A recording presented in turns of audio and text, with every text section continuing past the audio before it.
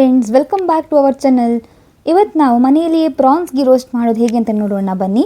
ಇಲ್ಲಿ ನಾವು ಗೀ ರೋಸ್ಟಿಗೆ ಬೇಕಾಗಿರೋ ಮಸಾಲೆಯನ್ನು ಮನೆಯಲ್ಲಿ ರೆಡಿ ಮಾಡ್ತಾ ಇದ್ದೇವೆ. ಸೊ ಬನ್ನಿ ವಿಡಿಯೋನ ಸ್ಟಾರ್ಟ್ ಮಾಡೋಣ.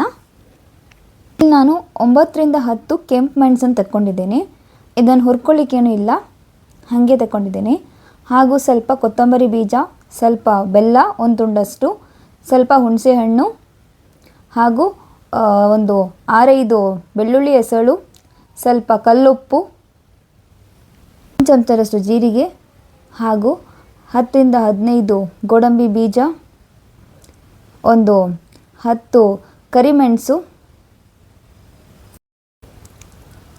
ಹಾಗೂ 1 ಚಮಚದಷ್ಟು ಮೆಂತ್ಯ ಬೀಜ, ಹಾಗೂ 1 ಚಮಚದಷ್ಟು ಸಾಸಿವೆ, ಹಾಗೂ ಸ್ವಲ್ಪ ಅರಸಿನ ಪುಡಿ, ಹಾಗೂ ಸ್ವಲ್ಪ ಕರಿಬೇವಿನ ಸೊಪ್ಪು.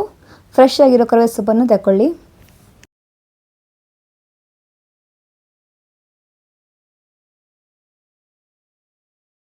ಹಾಗೂ ತುಪ್ಪ ಸ್ವಲ್ಪ ಜಾಸ್ತಿನೇ ಬೇಕಾಗುತ್ತೆ ಗೀ ರೋಸ್ಟಿಗೆ. ಹಾಗೂ ಮೈನ್ ಇಂಗ್ರೀಡಿಯೆಂಟ್ ಪ್ರಾನ್ಸ್, ಸೀಗಡಿ ಮೀನು. ಇಲ್ಲಿ ನಾನು ಅರ್ಧ ಕೆಜಿಯಷ್ಟು ಸೀಗಡಿ ಮೀನನ್ನು ಚೆನ್ನಾಗಿ ತೊಳೆದು ತಗೊಂಡಿದ್ದೇನೆ. ನಾನಿಲ್ಲಿ ಕೆಂಪು ಮೆಣಸಿಗೆ ಬಿಸಿ ನೀರನ್ನು ಹಾಕ್ತಾ ಇದ್ದೇನೆ. ಯಾಕಂದರೆ ಆ ಥರ ಮಾಡೋದ್ರಿಂದ ಅದು ತುಂಬ ಚೆನ್ನಾಗಿ ನೈಸಾಗಿ ಗ್ರೈಂಡ್ ಆಗಿ ಬರುತ್ತೆ, ಮಸಾಲೆಗೆ ತುಂಬ ಒಳ್ಳೆ ಕಲರು ಬರುತ್ತೆ. ಇಲ್ಲಿ ನಾನು ಸೀಗಡಿ ಮೀನಿಗೆ ಅರಸಿನ ಪುಡಿ ಹಾಕಿ ಚೆನ್ನಾಗಿ ಮ್ಯಾರಿನೇಟ್ ಮಾಡಿ ಇಡ್ತೇನೆ. ಸೀಗಡಿ ಮೀನು ಸ್ವಲ್ಪ ಚೆನ್ನಾಗಿ ಮ್ಯಾರಿನೇಟ್ ಆಗಲಿ ಅಲ್ಲಿವರೆಗೆ ನಾನೊಂದು ಕಡಾಯಿ ತೆಕ್ಕೊಂಡಿದ್ದೇನೆ. ಈ ಕಡಾಯಿ ಸ್ವಲ್ಪ ಬಿಸಿ ಆದಮೇಲೆ ಇದಕ್ಕೆ ಎಣ್ಣೆನೂ ಹಾಕಲಿಕ್ಕಿಲ್ಲ, ಸಣ್ಣ ಉರಿಯಲ್ಲಿ ಮೊದಲಿಗೆ ಸ್ವಲ್ಪ ನಾವು ಆವಾಗಲೇ ಹೇಳಿರೋ ಸ್ವಲ್ಪ ಕೊತ್ತಂಬರಿ ಬೀಜ ಸ್ವಲ್ಪ ಜಾಸ್ತಿ ತಗೊಳ್ಳಿ, ಹಾಗೂ ಸ್ವಲ್ಪ ಜೀರಿಗೆ, ಹಾಗೂ ಕರಿಮೆಣಸು, ಸ್ವಲ್ಪ ಸಾಸಿವೆ, ಇವೆಲ್ಲವನ್ನು ಸಣ್ಣ ಉರಿಯಲ್ಲಿ ಸ್ವಲ್ಪ ಡ್ರೈ ರೋಸ್ಟ್ ಮಾಡ್ಕೋಬೇಕು.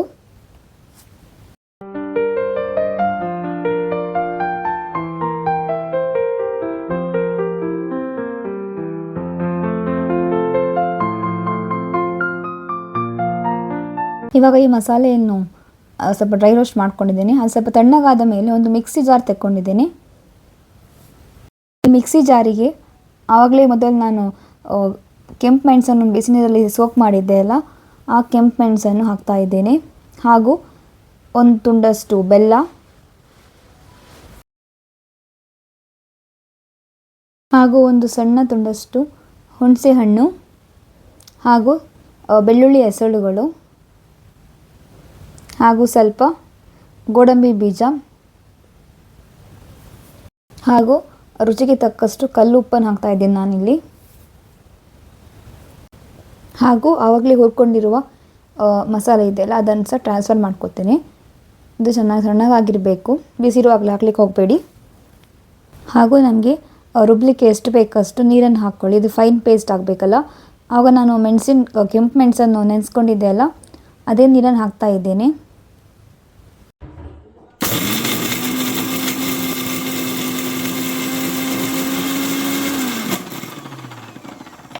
ಇದು ಕೆಲಸ ಮಾಡಲಿಕ್ಕೆ ಸ್ವಲ್ಪ ಪೇಷನ್ಸ್ ಬೇಕು ಮಾರೆ. ಅರ್ಜೆಂಟಲ್ಲಿ ಮಾಡಬಾರ್ದು, ಅರ್ಜೆಂಟಲ್ಲಿ ಮಾಡಿ ಆಗೋದಿಲ್ಲ. ಇದು ನೋಡ್ಕೊಂಡು ಸ್ವಲ್ಪನೇ ನೀರನ್ನು ಹಾಕಿ ಗ್ರೈಂಡ್ ಮಾಡಬೇಕು. ನೋಡಿ ಎಷ್ಟು ಚೆನ್ನಾಗಿ ಕಲರ್ ಬಂದಿದೆ ಅಂತ. ಈ ಥರ ಫುಲ್ ಫೈನ್ ಪೇಸ್ಟ್ ಆಗೋವರೆಗೆ ನಾವು ಗ್ರೈಂಡ್ ಮಾಡ್ಕೋಬೇಕು. ಇವಾಗ ನಾನು ಗೀ ರೋಸ್ಟ್ ಮಾಡಲಿಕ್ಕೆ ಮತ್ತೆ ಒಂದು ಕಡಾಯಿಯನ್ನು ತೆಕ್ಕೊಂಡಿದ್ದೇನೆ. ಈ ಕಡಾಯಿಗೆ ನಾವು ಆದಷ್ಟು ತುಪ್ಪ ಜಾಸ್ತಿನೇ ಹಾಕ್ಕೋಬೇಕು. ಇಲ್ಲಿ ನಾನು ಇದನ್ನು ದೊಡ್ಡ ಸೌಟ್ ತಗೊಂಡಿದ್ದೀನಿ, ಅದರಲ್ಲಿ ಒಂದು 3 ರಿಂದ 4 ಚಮಚದಷ್ಟು ತುಪ್ಪ ಹಾಕಿದ್ದೇನೆ. ಇದು ಸಾಕಾಗೋದಿಲ್ಲ, ಮತ್ತೆ ಸಹ ತುಪ್ಪ ಬೇಕಾಗುತ್ತೆ, ನೋಡಿಕೊಂಡು ಹಾಕ್ಕೋಬೇಕು. ಕಡಾಯಿ ಸ್ವಲ್ಪ ಕಾದಿದ್ರೆ ಸಾಕು ತುಪ್ಪವನ್ನು ಹಾಕುವಾಗ. ನಂತರ ಫಸ್ಟಿಗೆ ನಾನು ಆವಾಗಲೇ ಮ್ಯಾರಿನೇಟ್ ಮಾಡ್ಕೊಂಡಿದ್ದೆ ಅಲ್ಲ ಅರಸಿನ ಹುಡಿ ಹಾಕಿ ಸೀಗಡಿ ಮೀನು, ಅದನ್ನು ಟ್ರಾನ್ಸ್ಫರ್ ಮಾಡ್ಕೋತಾ ಇದ್ದೇನೆ.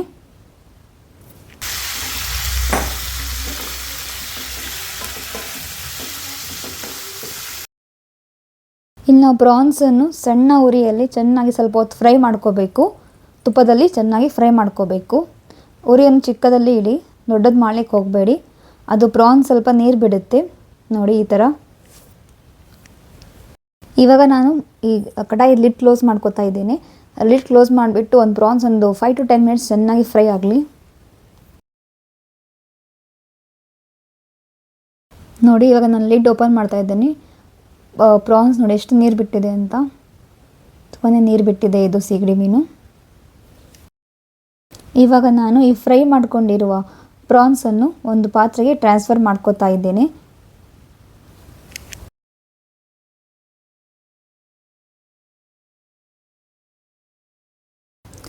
ನಂತರ ಅದೇ ಪಾತ್ರೆಯಲ್ಲಿ ಅದೇ ಕಡಾಯಿಯಲ್ಲಿ ನಾನು ಸ್ವಲ್ಪ ಜಾಸ್ತಿ ತುಪ್ಪವನ್ನು ತಗೊಂಡಿದ್ದೇನೆ. ಇವಾಗ ಒಂದು 3-4 ಸ್ಪೂನ್ ತುಪ್ಪ. ಇವಾಗ ತುಪ್ಪ ಚೆನ್ನಾಗಿ ಸ್ವಲ್ಪ ಕಾಯಬೇಕು. ತುಪ್ಪ ಕಾದ್ಮೇಲೆ ನಾವು ಆವಾಗಲೇ ಮಿಕ್ಸಿ ಜಾರಲ್ಲಿ ಮಸಾಲೆ ಮಾಡಿದ್ವಲ್ಲ, ಆ ಮಸಾಲೆನೆಲ್ಲ ಇದಕ್ಕೆ ಈ ಕಡಾಯಿಗೆ ಹಾಕಬೇಕು. ಈ ಮಸಾಲೆನಂತೆ ತುಪ್ಪದಲ್ಲಿ ಫ್ರೈ ಮಾಡಿದಾಗಂತ ತುಂಬ ಚೆಂದ ಪರಿಮಳ ಬರುತ್ತೆ. ಇವಾಗಲೇ ತಿಂದುಬಿಟ್ಟು ಖಾಲಿ ಮಾಡೋಣ ಅಂತ ಅನಿಸುತ್ತೆ, ಬಟ್ ವೆಯ್ಟ್ ಮಾಡಿ, ಇನ್ನೂ ಆಗಿಲ್ಲ ಇದು.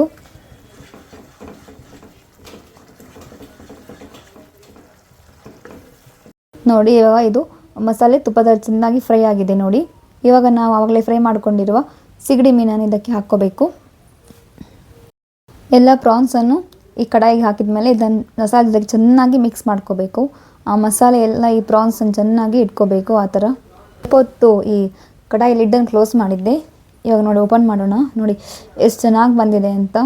ಆ ಮಸಾಲೆ ಎಲ್ಲ ಚೆನ್ನಾಗಿ ಪ್ರಾನ್ಸನ್ನು ಇಟ್ಕೊಂಡಿದ್ದೆ. ಪ್ಲಸ್ ಕಲರ್ ನೋಡಿ ಎಷ್ಟು ಕಲರ್ ಚೆಂದ, ಬ್ಯಾಡಿಗೆ ಮೆಣಸಿದ ಕಲರ್ ಅಲ್ಲ, ಅದು ಸಖತ್ತಾಗಿದೆ.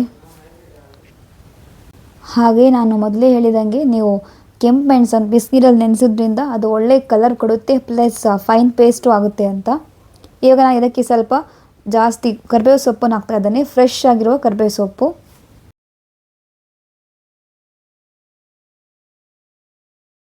ಲಾಸ್ಟಿಗೆ ನಾನಿಲ್ಲಿ ಸ್ವಲ್ಪ ನಿಂಬೆಹಣ್ಣಿನ ರಸನ ಹಾಕ್ತಾ ಇದ್ದೇನೆ. ಇದನ್ನು ಹಾಕಿಬಿಟ್ಟು ಚೆನ್ನಾಗಿ ಮಿಕ್ಸ್ ಮಾಡ್ಕೋಬೇಕು. ಈ ಥರ ಮಾಡೋದ್ರಿಂದ ಒಳ್ಳೆ ಫ್ಲೇವರ್ ಕೂಡ ಬರುತ್ತೆ ನಿಮಗೆ. ಈ ಥರ ಉಪ್ಪು, ಖಾರ, ಹುಳಿ, ಬೆಲ್ಲ ಹಾಕೋದ್ರಿಂದ ಈ ಮಸಾಲೆಗೆ ಒಂಥರ ಒಳ್ಳೆ ಫ್ಲೇವರ್ ಬರುತ್ತೆ. ನೀವು ಈ ಥರ ಮನೆಯಲ್ಲಿ ಮಾಡ್ಕೊಂಡು ತಿನ್ಬೋದು, ಹೋಟೆಲಿಗೆ ಹೋಗಿ ತಿನ್ನಬೇಕಂತ ಇಲ್ಲ, ತುಂಬ ಚೆನ್ನಾಗಿ ಬರುತ್ತೆ. ನೀವು ಮೀನಿಗೆ ಮಾತ್ರ ಅಲ್ಲ, ನೀವು ಪನ್ನೀರಲ್ಲಿ ಟ್ರೈ ಮಾಡ್ಬೋದು, ಮಶ್ರೂಮಲ್ಲಿ ಟ್ರೈ ಮಾಡ್ಬೋದು, ಸಖತ್ತಾಗಿ ಬರುತ್ತೆ. ಇದನ್ನು ಮಾಡಲಿಕ್ಕೆ ತುಂಬ ಟೈಮ್ ಹಿಡಿತದೆ, ಅಷ್ಟೇ ಬಿಟ್ಟರೆ ಸ್ವಲ್ಪ ಪೇಷನ್ಸಲ್ಲಿ ಮಾಡಬೇಕು. ಹೋಮ್ ಮೇಡ್ ಅಲ್ಲ, ನಾವು ಸ್ವಲ್ಪ ಮನೆಯಲ್ಲಿ ಮಾಡಿದ್ರೆ ನಮಗೆ ಒಳ್ಳೆಯದಲ್ಲ, ಒಳ್ಳೆ ಟೇಸ್ಟ್. ಸ್ವಲ್ಪ ಪೇಷನ್ಸಲ್ಲಿ ಮಾಡಿದ್ರೆ ತುಂಬ ಒಳ್ಳೆ ರೀತಿಯಲ್ಲಿ ಬರುತ್ತೆ ಇದು. ಇದನ್ನು ನಾವು ದೋಸೆ ಜೊತೆಗೆ, ರೋಟಿ ಚಪಾತಿ ಜೊತೆಗೆ, ಅನ್ನ ಜೊತೆನೂ ತಿನ್ಬೋದು. ಪ್ಲಸ್ ಹೀಗೆ ನಾವು ಸೈಡ್ ಡಿಶ್ ಥರ ತಿನ್ಬೋದು. ಈ ಮಸಾಲೆಗೆಲ್ಲ ಮೇಯ್ನ್ ಇಂಗ್ರೀಡಿಯೆಂಟ್ ತುಪ್ಪ. ಗೀ ರೋಸ್ಟಿಗೆ ನಾವು ತುಪ್ಪ ಎಷ್ಟು ಹಾಕ್ತೇವೆ ಅಷ್ಟು ಒಳ್ಳೆ ಫ್ಲೇವರ್ ಕೊಡುತ್ತೆ ಅದು. ಅದು ನಾವು ಬಾಯಲ್ಲಿ ತಿನ್ನುವಾಗ ಆ ಥರ ತುಪ್ಪದ ನಮಗೆ ಪರಿಮಳ ಗೊತ್ತಾಗುತ್ತೆ. ಸಖತ್ತಾಗಿ ಬಂದಿತ್ತು. ಸೊ ಇವತ್ತಿನ ವಿಡಿಯೋವನ್ನು ಯಾರು ಸ್ಕಿಪ್ ಮಾಡದೆ ಎಂಡ್ವರೆಗೆ ನೋಡಿದಾಗ ಅದನ್ನು ತುಂಬಾ ಲಾಭ ಇರುತ್ತೆ.